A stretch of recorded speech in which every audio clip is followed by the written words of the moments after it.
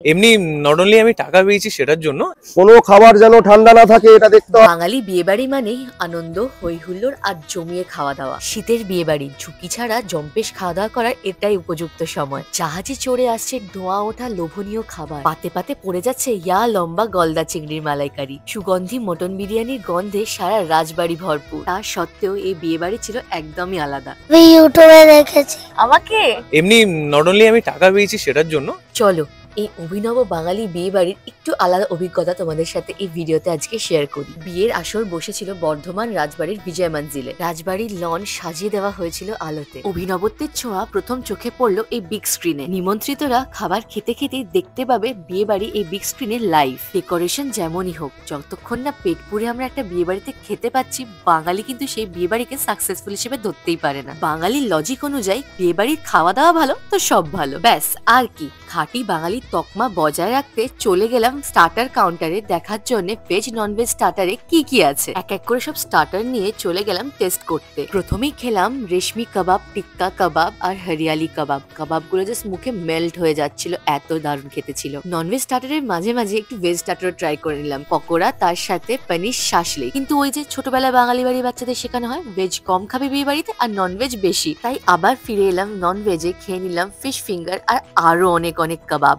আরে আরে আরে ওদিকে একটা জাহাজ দেখতে পাচ্ছি না? জাহাজে করে তো চার কফি সার্ভ করা হচ্ছে, সাথে আবার নাইট্রোজেন বিস্কিট। এইসব এড়িয়ে আমি তো চলে গেলাম পাপড়ি চাট খেতে। পাপড়ি চাটের উপরে আবার কাজু কিশমিশ আর চাটনি দিয়ে সার্ভ করা হচ্ছিল। হ্যাঁ, পাপড়ি চাটে কাজু কিশমিশ দিয়ে, ভাবো তো, কিন্তু খেতে দারুণ লাগছিল। চটপটা ঝাল মিষ্টি সব একসাথে। আহা, এরকম গরম গরম জিলিপি ভাজা দেখে আমার তো মেলার কথা মনে পড়ে গেল। মেলাতে যেমন গরম গরম জিলিপি ভেজে একদম হাতে চলে আসতো, এখানেও সামনে একদম জিলিপি ভেজে লাইভ তোমাদের হাতে চলে আসছে, তাও আবার মালাই মার্কে। গরম গরম মালপোয়া জিলিপি উপরে মালাই দিয়ে সার্ভ করা হচ্ছে দেখে তো মেন কোর্সের আগেই চলে গেল প্রচুর জিলিপি আর মালপোয়া খেতে। সেই সুযোগে আমিও একটা চট করে ইন্টারভিউ সেশন শেষ করে নিলাম, আর তারপরে পেলাম আমার জীবনের সবচেয়ে বড় প্রাপ্তি। ইউটিউবে দেখেছি। আমাকে? ও সো সুইট। তোমার নাম কি? অদ্রিতা ধর্মগুপ্ত। ও থ্যাংক ইউ। ছোট্ট একটা সাবস্ক্রাইবার আমি পেয়েছি এখানে, থ্যাংক ইউ সো মাচ। এরকম এক্সপিরিয়েন্স করার পর একটু গলা বুঝে আসতে খেয়ে নিলাম মকটেল আর সোজা চলে গেলাম ডিনারটা সারতে। মেন কোর্স খাওয়া এখনো বাকি। যে নিরামিষ মানে ভেজ সেকশনে কি কি ছিল চলো দেখিয়ে দিই। বেবি নান, পনির পাসিন্দা, পনিরের আরো একটা আইটেম, পিস পোলাও, ফুলকপি রোস্ট আর ছানার কোফতা। কিন্তু আমি সোজা চলে গেলাম নন ভেজ সেকশনে। সেখান থেকে প্রথমেই নিলাম ক্রিস্পি গরম গরম ফিশ ফ্রাই। ফিশ ফ্রাইটা এত দারুণ খেতে ছিল, মুখে জাস্ট মেল্ট হয়ে যাচ্ছিল মাছটা। তারপর নিয়ে নিলাম পিস পোলাওয়ের সাথে ঝাল ঝাল গরম গরম লাল লাল চিকেন মাহারানি। তারপরে চলে এলো বড় বড় চিংড়ি মাছ দিয়ে চিংড়ি মাছের মালাইকারি। তোমরা কমেন্টে জানাও তো, বিয়ে বাড়িতে গেলে চিংড়ি মাছের মালাইকারি যদি পাও তাহলে একসাথে কটা চিংড়ি মাছ খেতে পারবে তোমরা? আমি তো খেয়েছি, কিন্তু রসুন কটা চিংড়ি মাছ খেয়েছে ও নিজেও বোধহয় গুনে বলতে পারবে না। চিংড়ি মাছের মালাইকারিটা ওর এতটাই ভালো লেগেছিল। এই পিস পোলাও দিয়ে চিংড়ি মাছের মালাইকারি আর চিকেন মাহারানি এই দুটোই জম্পেশ খেতে লাগছিল। সেই জন্য কতবার যে উঠে উঠে এটা নিয়েছে ও, সত্যি দেখো প্লেটটা বুঝতে পারবে। আমি তো ভাই পেটে জায়গা রেখেছিলাম মটন বিরিয়ানির জন্য। সারা লন মটন বিরিয়ানির গন্ধে একদম মমো করছিল। মটন বিরিয়ানি থাকলে অন্য কিছু দিয়ে পেট ভরানো পাপ। তোমাদের কি মত কমেন্টে জানাও। আর যদি এই রকম নরম মটন তার সাথে আলু আর মশালেদার ঝরঝরে রাইস থাকে বিরিয়ানি, কবার তোমরা বিরিয়ানি রিপিট করবে একটা বিয়ে বাড়িতে গেলে সেটাও কমেন্টে জানাও। মেন কোর্স খাওয়ার শেষে কাকে পেলাম শুধু দেখো। আজকে আমাদের মধ্যে কাকে পেয়ে গেছি? পেটুক টিভি, অনেকেই চেনো তোমরা। তো বলো কেমন এক্সপিরিয়েন্স ছিল তোমার এখানে এসে? এখানে এসে যেটা মজা লাগলো সেটা হচ্ছে কি একটা খোলামেলা জায়গায় করেছে, কারণ অনেক জায়গায় একটুখানি বদ্ধ জায়গা থাকে বলে কষ্ট হয় খেতে।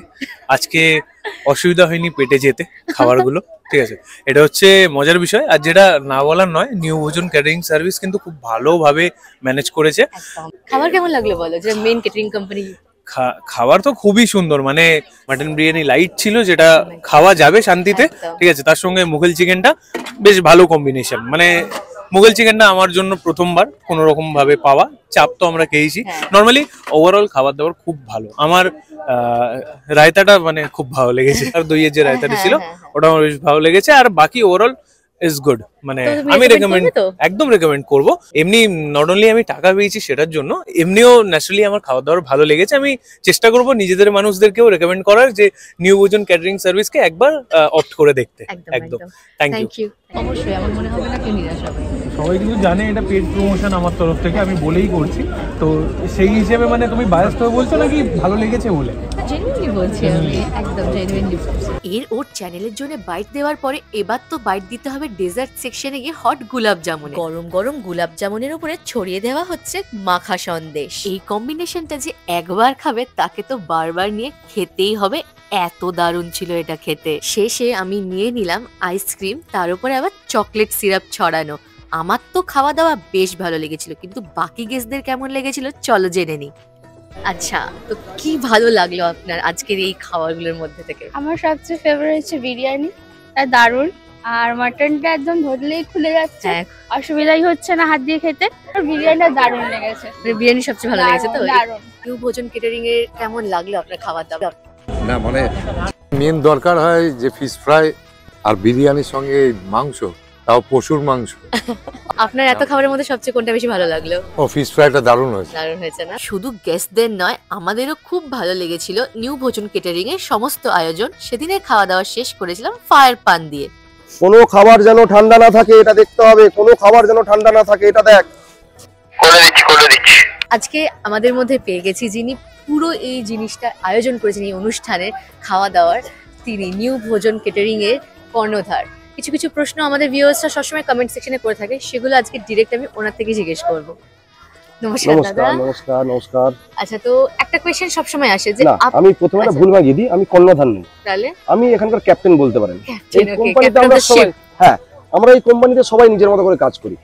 অনার অমুক বলে কোনো পোস্ট নেই, তো আপনি ক্যাপ্টেন বলে আমাকে ভাবুন। একদম হ্যাঁ, ক্যাপ্টেন, নিউ ভোজন কেটারিং কোম্পানির ক্যাপ্টেন। একদম। তো ক্যাপ্টেন সাহেব, আপনি নমস্কার। বলুন যে আপনাদের প্লেটিক যে প্লেটস গুলো আছে খাবারে, হ্যাঁ। সেটা স্টার্টিং প্রাইস কত? আমাদের চিকেনের মেনুর একটা স্টার্টিং প্রাইস দেখেছি 750 থেকে, মটন মেনু 850 থেকে আমার স্টার্টিং দেখেছি। ওকে, এটাতে শুরু 2250 টাকা পর্যন্ত আমাদের রেঞ্জ আছে। মেনুর উপর ডিপেন্ড মেনুর করছে উপর ডিপেন্ড করছে, এরকম একদম একদম। একদম। আচ্ছা, আপনাদের কোম্পানি কি শুধু মানে কেটারিংটাই দেখে নাকি ডেকোরেশন এটাও না, দেখে? আমরা শুধুমাত্র বাঙালি খাবারের জন্যই বিখ্যাত, এর বাইরে অন্য কিচ্ছু না, একদম খাবার। একদম আমাদের আজকালকার বিয়ে বাড়িতে যে বাঙালি খাবারের ঐতিহ্যটা হারিয়ে যাচ্ছে, সেটাই আপনাদের টার্গেট একদম। একদম ফিরিয়ে আনা, আমরা তাই তো? ওটাই চাইছি, ওটাই চাইছি। আজকে খেয়েও আমাদের সেটাই মনে হলো, একদম। একদম বাঙালি খাবারের জয় জয়কার এখানে, চিংড়ি মালাইকারি থেকে ধন্যবাদ, শুরু ধন্যবাদ। করে। আর সবাই যেটা আমি দেখলাম যে মেন বলেছে মটন বিরিয়ানিটা দারুণ ছিল, আমার ভালো লেগেছে। মটন বিরিয়ানি যদিও বাঙালি খাবার নয়, নয়। কিন্তু আমরা এই আপনাদের কথা অনুযায়ী ব্যারাকপুর স্টাইল, অমুক স্টাইল, তমুক স্টাইল, আমরা এটা বাঙালি স্টাইল বলছি। আমরা বলছি আসুন আমাদের বিরিয়ানি খেয়ে দেখুন, এটা বাঙালি স্টাইলের বিরিয়ানি, একদম ভালো লাইট লাগবে ছিল, আপনার। সিরিয়াসলি। একদম একদম। আমরা ঘি ইউজ করি না, আচ্ছা, আমরা ঘি ইউজ করি না, আমরা সাদা তেলের উপরে ডিপেন্ড করে আমরা রান্নাটা করি। সত্যি খুব মানে যেখানে ঘিয়ের ছড়াছড়ি চলছে আমরা সেখানে ঘিটাকে বাদ দিয়ে দিচ্ছি আমরা। আপনাদের সবার এখানে লেখা আছে 15 ইয়ার্স ধরে আপনারা হ্যাঁ। সার্ভ করছেন মানুষকে। হ্যাঁ। তো শুধু কি কলকাতার মানুষ নাকি আর কোনো? না, আমরা দার্জিলিং বাদ দিয়ে হ্যাঁ। অল ওভার ওয়েস্ট বেঙ্গলে সার্ভ করি আমরা। আচ্ছা আচ্ছা, আপনি তো ক্যাপ্টেন, আপনার কথা অনুযায়ী হুম। মানে যদি আপনাদের হায়ার করা হয় কোন কোন মেনু রাখতেই হবে মাস্ট, যেটা আপনাদের বেস্ট বলে মনে হয়? না, আমাদের এখানে একটা বলার বিষয় হচ্ছে, আমরা যেহেতু কোনো স্পেসিফিকেশন মেনুর উপরে কাজ করি না, রিকোয়ারমেন্ট অনুযায়ী করি।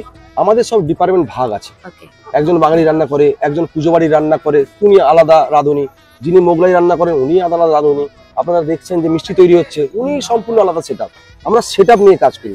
সুতরাং ওই স্পেসিফিকেশন কোনো মেনু নেই যে এটাই রাখতে হবে, আপনি যেটা দেবেন যদি আমরা পারি ওটাকে সফলতার সাথে কাজ করবো। ভিডিওটা প্রায় শেষের দিকে, তোমাদের সব ইনফরমেশন দিয়ে দিলাম, খাওয়া দাওয়া কেমন ছিল, কিভাবে কেটারিং কোম্পানিকে বুক করতে পারবে। তো এই ভিডিওটা ভালো লাগলে অবশ্যই লাইক, শেয়ার এন্ড সাবস্ক্রাইব করে দিও চ্যানেলটাকে।